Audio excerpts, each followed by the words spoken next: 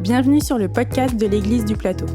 Quel que soit votre parcours de foi jusqu'à aujourd'hui, nous espérons que le message que vous êtes sur le point d'écouter vous aidera à mieux connaître Dieu tel qu'il se révèle dans la Bible et à découvrir la vie qu'il veut vous offrir. En ce moment, on est en train de faire une série sur les mystères de la foi.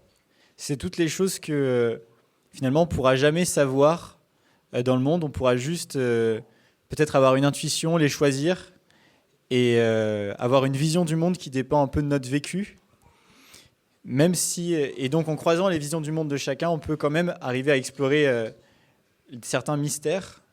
Et notamment les mystères qu'on a déjà abordés, c'était le mystère de l'origine du mal. D'où vient le mal ? Est-ce que c'est Dieu qui l'a créé ou non ? On avait vu que, a priori, Dieu ne l'avait pas créé, mais du coup, on ne savait toujours pas d'où il venait. On avait aussi le mystère de la fin, c'est-à-dire de l'apocalypse, quand le mal cessera. Et on ne sait pas trop quand il cessera exactement, mais on a quelques idées de comment ça va se passer et de qu'est-ce qui se passera après.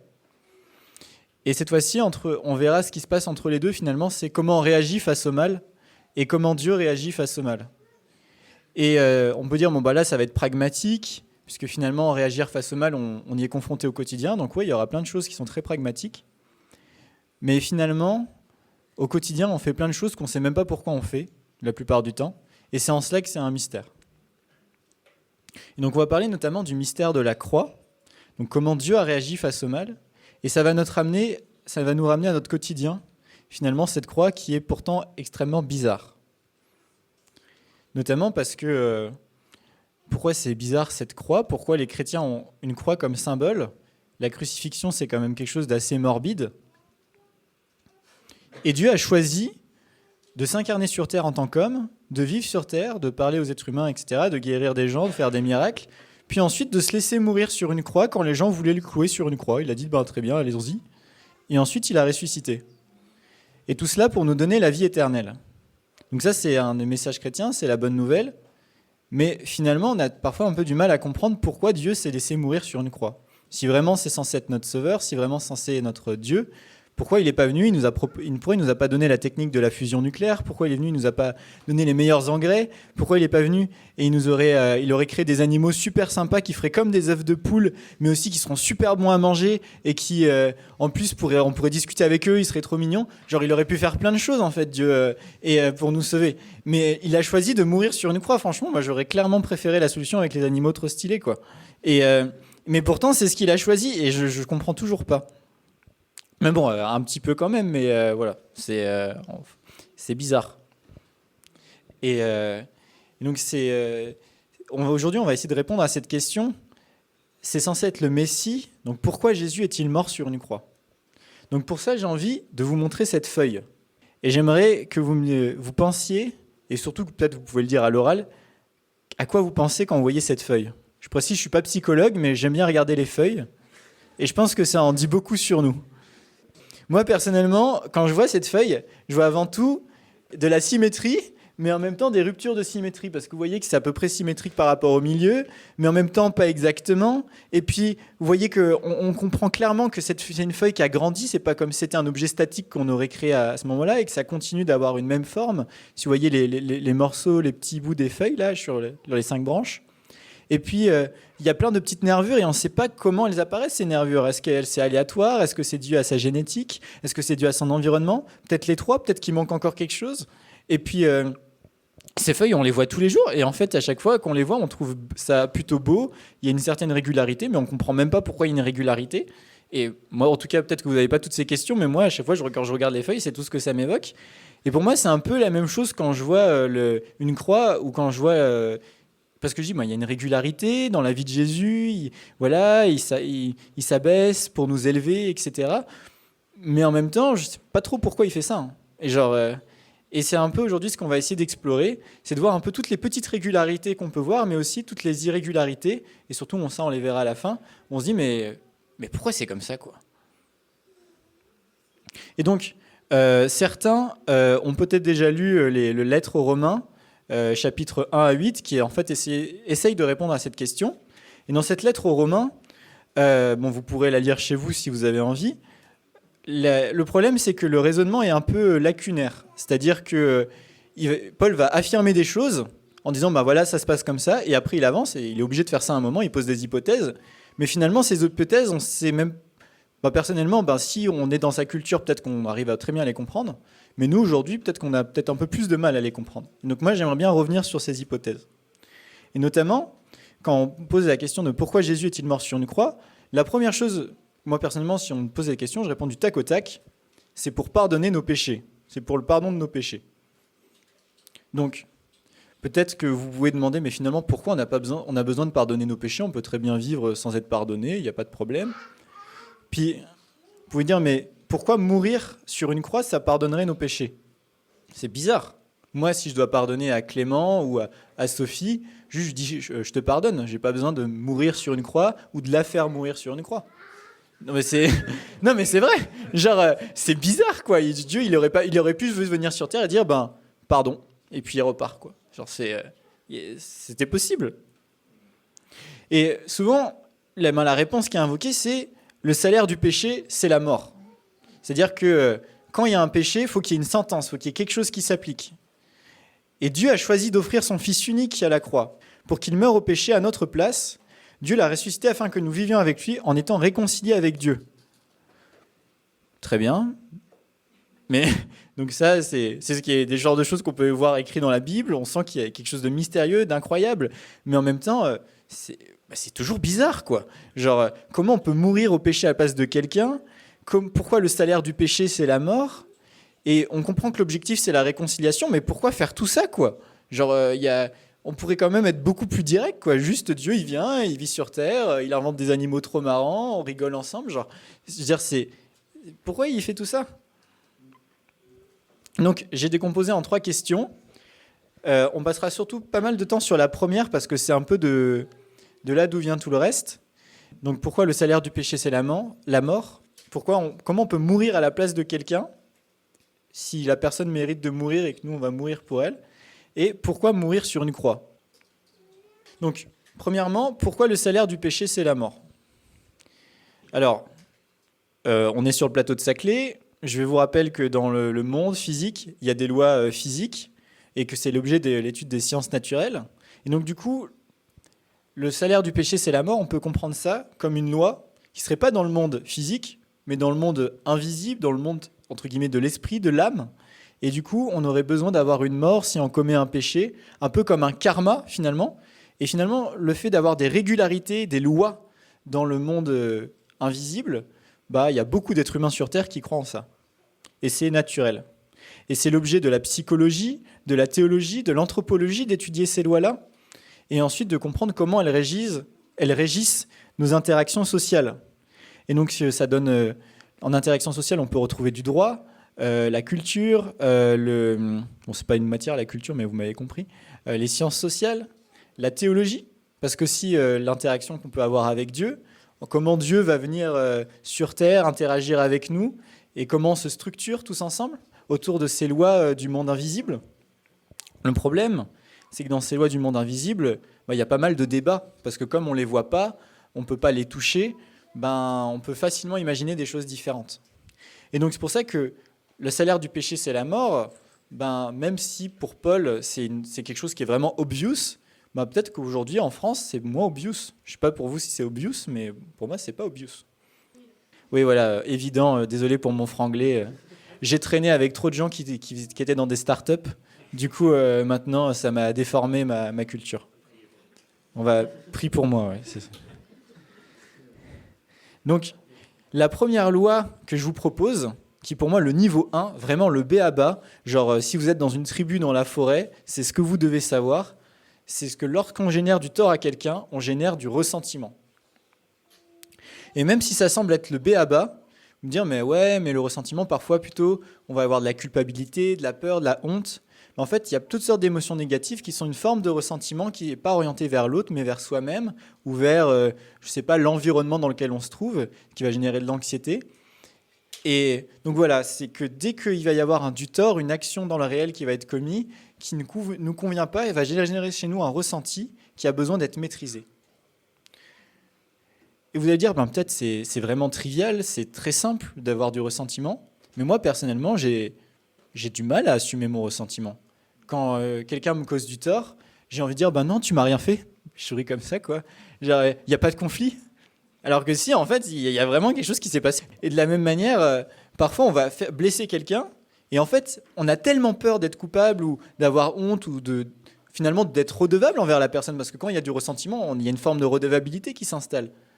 On a tellement peur de ça qu'on va dire non, en fait je t'ai rien fait, écoute, j'ai juste fait ça, je t'ai dit grosse vache, mais grosse vache, après tout, voilà, hein, c'est juste un animal, une vache, je comprends pas. Genre, donc on va s'inventer toutes sortes d'excuses, alors que juste on n'est pas prêt à reconnaître cette loi qui est ultra basique, qu'il y a du ressentiment chez la personne, et que si ça doit créer une redevabilité, il y a une redevabilité qui s'installe. Et notamment, je vous incite à regarder dans le psaume 137. C'est un recueil de poèmes adressés à Dieu et qui peuvent être vraiment beaucoup teintés des sentiments des gens qui sont dans leur vie, quoi, dans leurs expériences de tous les jours. Et on peut trouver des choses très trash. Comme si vous regardez du verset 7 à 9 du psaume 137. Donc là, il parle des Édomites et des Babyloniens qui ont détruit Jérusalem. « Seigneur, souviens-toi de ce qu'ont fait les Édomites le jour où Jérusalem fut prise. Rasez la ville, criait-il, rasez-la jusqu'à ses fondations. Toi, Babylone, qui sera bientôt ravagée. Heureux ceux qui te rendent le mal que tu nous as fait. Heureux ceux qui saisiront tes jeunes enfants pour les écraser contre le rocher. » Donc, ça peut vous faire un peu peur, ce genre de passage, de dire mais pourquoi dans la Bible, il y a des mecs qui quand même veulent écraser des enfants contre des rochers, quoi. C'est bizarre.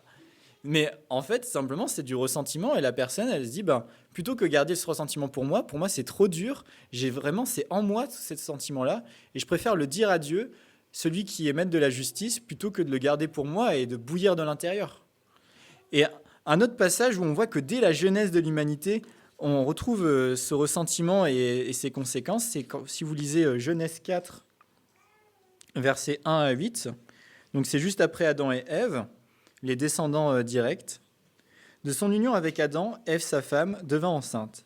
Elle mit au monde Caïn et dit alors « J'ai conçu un homme grâce au Seigneur. » Elle donna aussi le jour au frère de Caïn, Abel.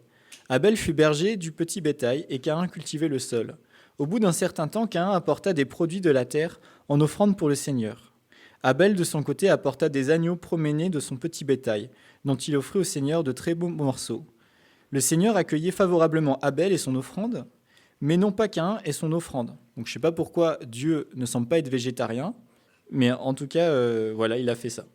Caïn en éprouva une profonde irritation. Il en fut abattu. Le Seigneur lui dit « À quoi bon te fâcher et être abattu ? Si tu agis comme il faut, tu reprendras le dessus. Sinon, le péché est à ta porte, comme un monstre à l'affût. Il désire te dominer, mais c'est à toi d'en être le maître. » Cependant, Caïn s'adressa à son frère quand ils furent au champ. Caïn se jeta sur son frère, Abel, et le tua. Donc là, on voit explicitement du ressentiment entre deux frères, une scène de la vie de tous les jours. Dieu va voir un des frères, lui dit le péché est à ta porte, domine sur lui. Chose très intéressante, quand on a du ressentiment, on n'a pas encore péché, on a encore maître. Et ensuite, Caïn cède, le péché rentre dans sa maison et il tue son frère. Et ce qui nous permet d'avoir une définition assez claire sur le péché qui découle du ressentiment, c'est que le péché est un état d'âme qui vient rompre l'harmonie relationnelle en se manifestant par des actes. C'est-à-dire qu'on a un ressenti qui est dégagé.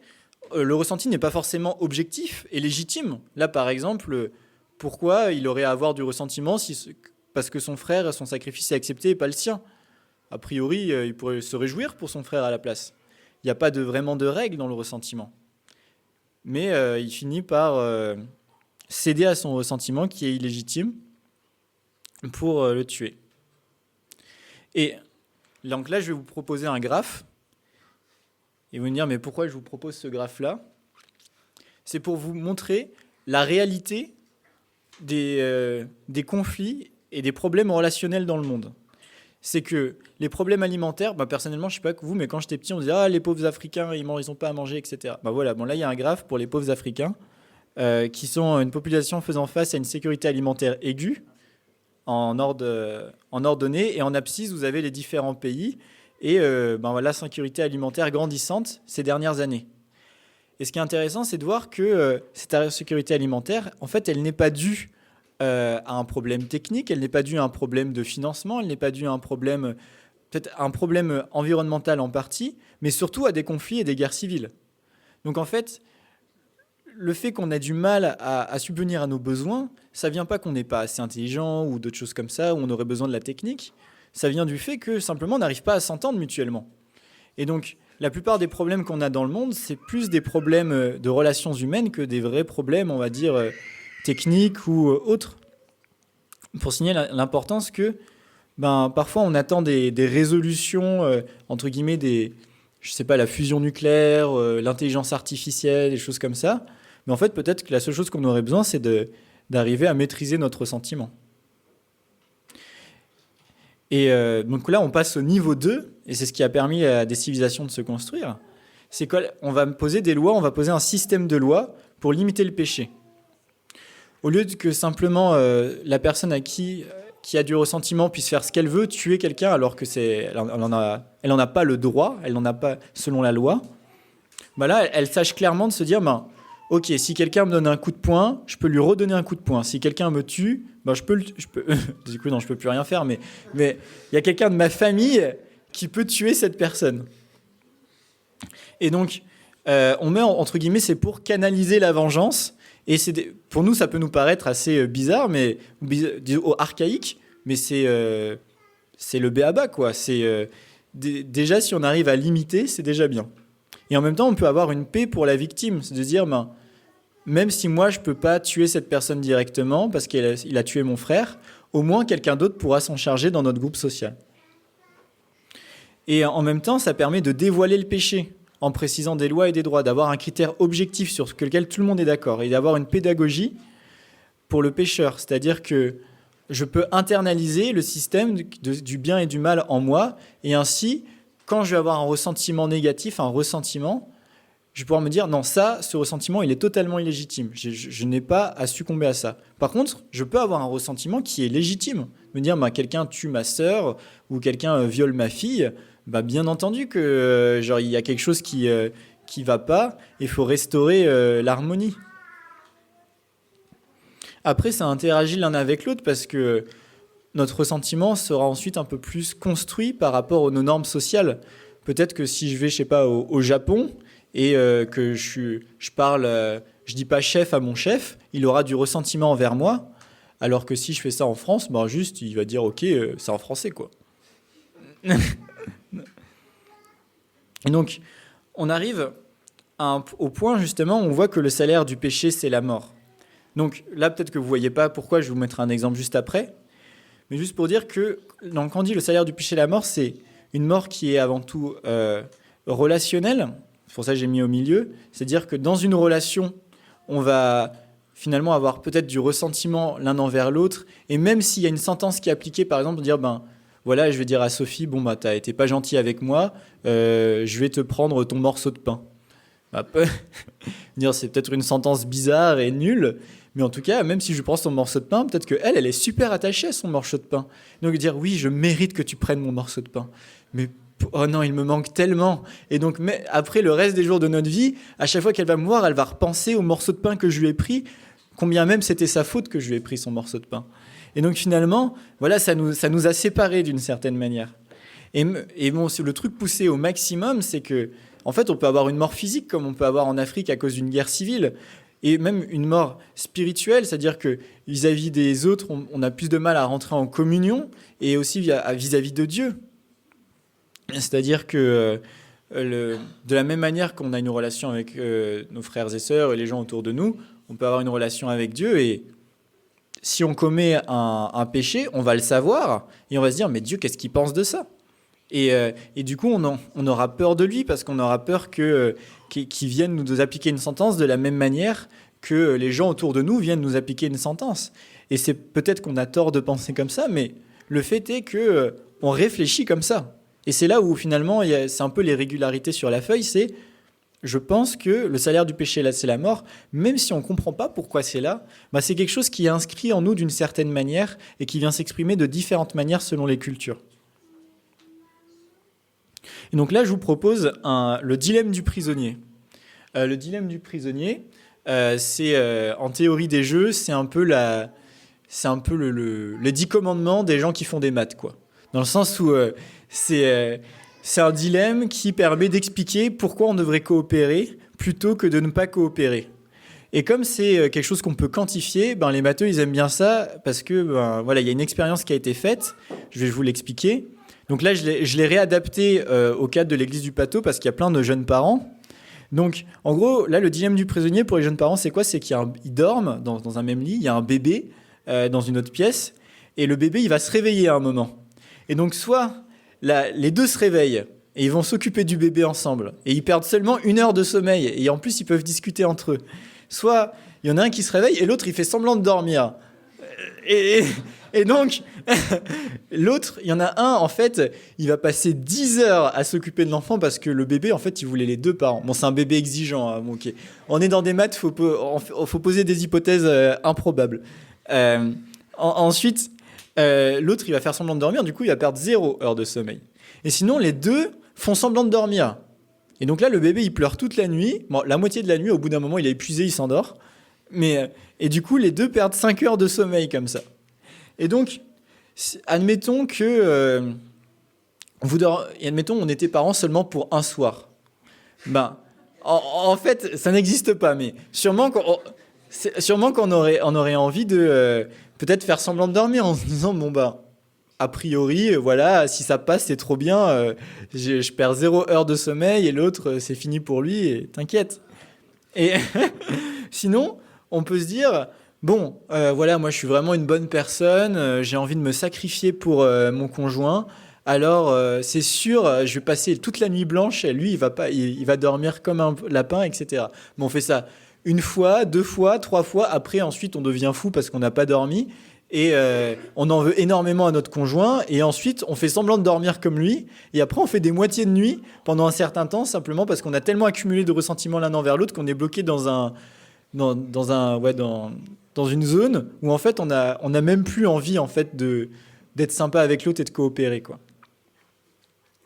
Et donc là on voit que le salaire du péché c'est la mort d'une certaine manière, parce que un petit rien avec un système de règles peut nous amener dans un endroit où on est totalement bloqué parce que on a plus envie de faire des efforts, quoi. Et on s'appliquait juste un système en disant voilà, je perds 5 heures de sommeil, c'est comme ça, mais j'ai pas envie à avoir me réveiller et tout ça. Et notamment parce que peut-être qu'on n'a jamais expérimenté l'état où on a coopéré tous les deux. Peut-être qu'on n'a jamais vu cet état de notre vie. Et du coup on se dit ouais, autant trahir, quoi. Ils ont fait une expérience où il y a des algorithmes en fait qui devaient choisir une stratégie sur 1000 jours où ils étaient soumis à ce dilemme. C'était pas des algorithmes papa-maman parce que on est des scientifiques, mais voilà. Où, en gros, ils devaient choisir si les gens trahissent ou s'ils coopèrent chaque nuit. Et l'algorithme qui donnait les meilleures performances, c'était l'algorithme qui avait pour stratégie de commencer par coopérer. Il se réveillait. Dès que l'autre, par contre, ne trahissait, il faisait semblant de dormir. Lui aussi faisait semblant de dormir.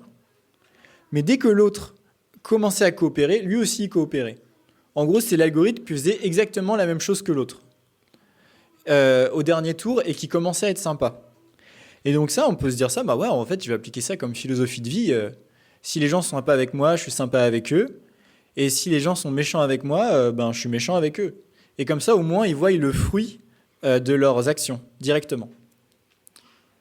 Et le problème avec ça, c'est qu'on n'est pas des algorithmes. C'est qu'en fait, à partir du moment où l'autre nous a fait quelque chose de méchant, nous on va faire quelque chose de méchant, si l'autre coopère, pas sûr qu'on coopère, pas sûr qu'on soit prêt à pardonner.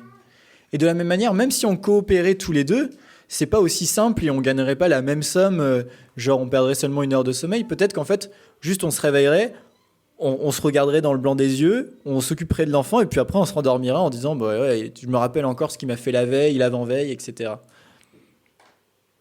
Et donc, pourquoi les chrétiens ne font pas plus de jurisprudence comme les musulmans et les juifs ? Parce que quand vous allez dans une mosquée ou dans une synagogue, ils adorent discuter de lois, dans quel contexte, comment on doit réagir, etc. eh ben, même si on avait une super bonne théorie de comment on devait se comporter à chaque instant en fonction d'un contexte donné, même pas sûr qu'on y arrive. Même pas sûr que finalement on soit prêt à avoir vraiment les fruits de la règle qu'on est en train de mettre en place. Et c'est là où on arrive au niveau 3, dans la compréhension de salaire du péché, c'est la mort. C'est qu'en fait, le pardon, c'est la vie. C'est que pour vaincre le péché, la seule chose qui nous reste, en fait, c'est vraiment d'avoir cette grâce, j'ai envie de dire ce pouvoir surnaturel, d'arriver à oublier ce que l'autre a pu faire pour pouvoir avancer avec lui et coopérer ensemble. Et c'est non seulement une vie relationnelle, c'est-à-dire on est connectés ensemble, mais également une vie physique, en fait. C'est-à-dire que si on a des parents qui s'entendent bien, notre enfant il va grandir dans un cadre qui sera beaucoup plus épanoui, il aura moins peut-être de problèmes de santé. De la même manière, si on est une tribu qui s'entend bien avec la tribu d'à côté, on va pouvoir cultiver des terres. Ensuite, de même, si on est dans un pays, on aura peut-être une plus grande prospérité économique si on est prêt à prendre des risques, et notamment financiers, parce qu'on sait que nos prochains seront prêts à abolir nos dettes s'il y a besoin. C'est pour ça qu'on compare souvent le péché à une dette, parce que d'une même, ça implique une redevabilité envers l'autre, mais en même temps, une dette, ça peut s'abolir à partir du moment où quelqu'un décide que c'est le cas. Et vous allez me dire, pourquoi finalement on a besoin de Dieu dans cette histoire ? Parce que jusqu'à présent, on peut faire ça juste qu'entre deux êtres humains. Dieu, il a intervenu à un seul moment, c'est quand je vous ai parlé de mort spirituelle. Mais en fait, on a besoin de Dieu parce qu'on a beau pardonner à quelqu'un, en fait, on n'est pas sûr qu'on ira dans la même direction le lendemain. On n'est pas sûr que finalement, on ne sera pas dans un éternel pardon et une éternelle faute qui arrivera. Parce que, entre êtres humains, on peut s'adapter, mais on a besoin d'avoir une direction commune pour évoluer ensemble. Et c'est pour ça que y a des tribus, peut-être qu'au sein de la même tribu, les gens vont se pardonner, vont être super sympas les uns envers les autres, mais dès qu'ils vont trouver la tribu adverse, ils vont dire non, vous n'avez pas du tout les mêmes valeurs, vous n'avez même pas du tout les mêmes intérêts, vous allez être dans cette autre direction, nous on ne vous pardonne pas. Et nous on vous juge. Et à partir de là, c'est qu'il y a un autre théorème de théorie des jeux qui dit que, je vous le simplifie à l'extrême, mais l'idée c'est qu'une société ne peut pas être en communion s'il n'y a pas de dictature. Donc ça, c'est quand même ça fout un gros coup à la démocratie. Mais en gros, le principe, c'est que si on veut suivre un ordre de priorité et que tout le monde est en adéquation avec cet ordre de priorité et qu'on est en communion, mais en fait, tout le monde a le même ordre de priorité et du coup, c'est comme si on s'obéissait mutuellement et c'est comme si on obéissait tous à une personne, finalement. Je ne sais pas si vous voyez... moi, je vous donne un peu l'intuition du résultat.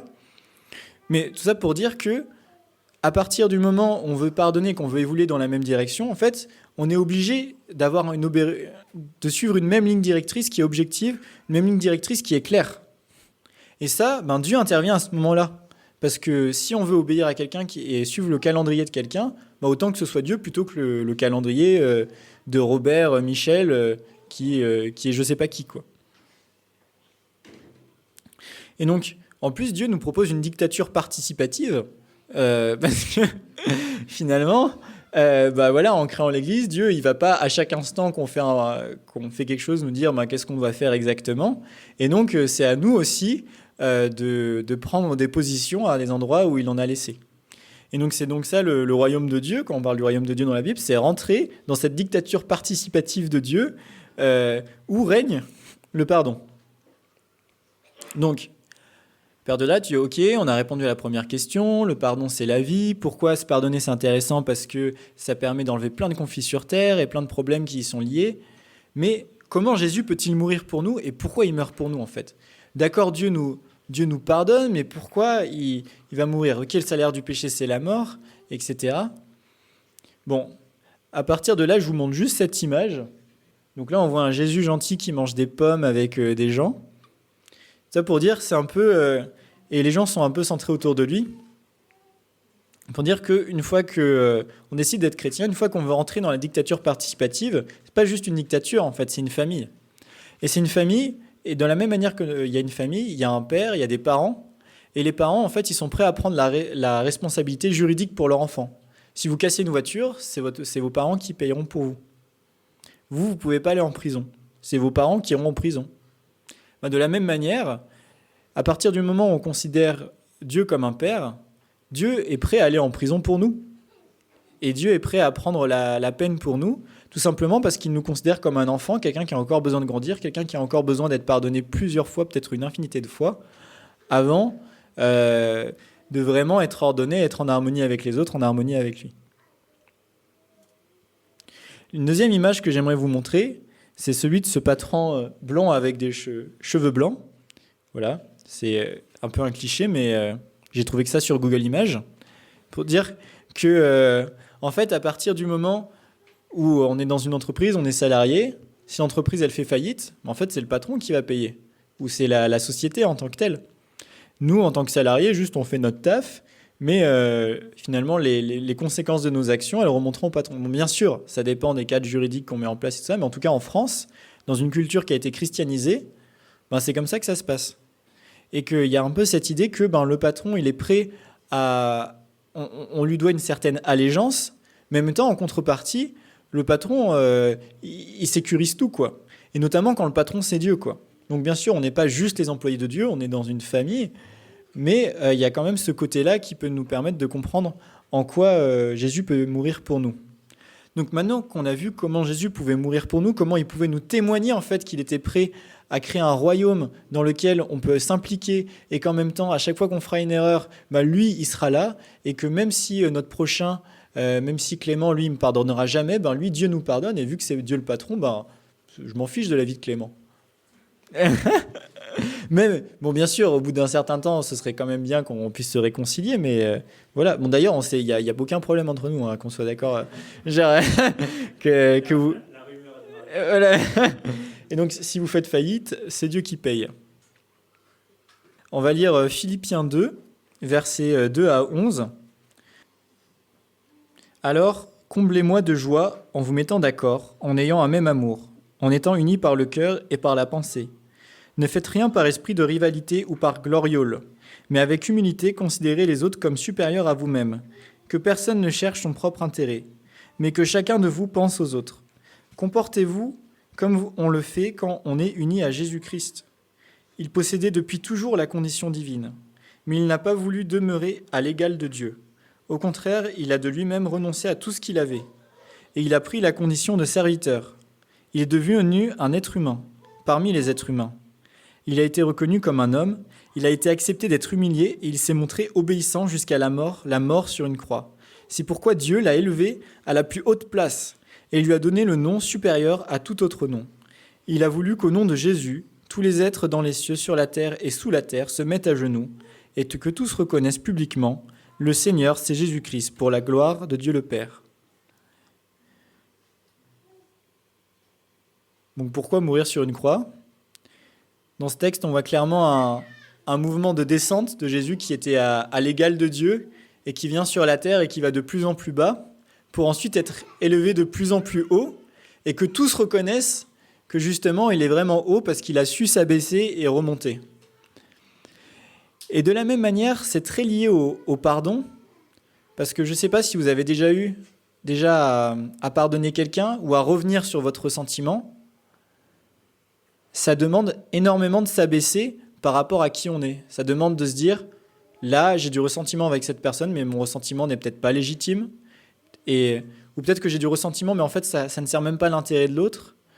Et peut-être que l'autre aussi, même s'il mérite cette peine, on a besoin qu'on s'abaisse et qu'on reconnaisse que, on est prêt à lui donner la vie, on est prêt à revenir sur ce qui a été fait, quitte à ce que nous, ça nous fasse super mal au cœur pendant un petit temps et qu'après, ensuite, on arrive à avancer. Et Dieu est vraiment l'expression même de cette humilité, de cet abaissement qui permet ensuite d'être relevé. C'est que on est prêt à aller à une mort à nous-mêmes, une mort où vraiment, de tout notre cœur, on veut tuer les enfants de l'autre sur un rocher, quoi, comme le gars dans le psaume. Mais que finalement, on se dit, non, Seigneur, je dis pardon. Et comme toi, tu nous as pardonné. Parce que si toi, il y avait bien quelqu'un qui devait écraser nos enfants sur des rochers, c'était toi. Et toi, tu ne l'as pas fait. Je voulais prier pour finir. Seigneur, je te remercie parce que tu nous as montrer des choses étranges qui nous poussent à nous questionner, Seigneur, qui nous poussent à comprendre le monde que tu as créé, les lois que tu as créées. Un monde où il y a beaucoup de symétrie, Seigneur, mais il restera toujours des désymétries, des irrégularités qui sont ton amour qui est plus qu'incroyable, que selon dans le foyer où on a grandi, on n'arrive même pas à concevoir que des parents puissent payer pour leurs enfants. Mais toi, Seigneur, tu nous montres quand on devient tes enfants que tu es prêt à payer pour nous, que tu es prêt à mourir pour nous, que tu es prêt à nous témoigner de ton amour. Et de même, Seigneur, je te prie réellement que là, on est tellement sûr que tu nous aimes, on est tellement sûr que tu es prêt à nous pardonner, que nous-mêmes, en voyant les péchés des autres, on puisse faire de même, Seigneur. Si vous voulez en savoir plus sur le message que vous venez d'entendre ou sur l'Église du Plateau, contactez-nous sur notre site égliseduplateau.fr ou sur nos pages Facebook et Instagram.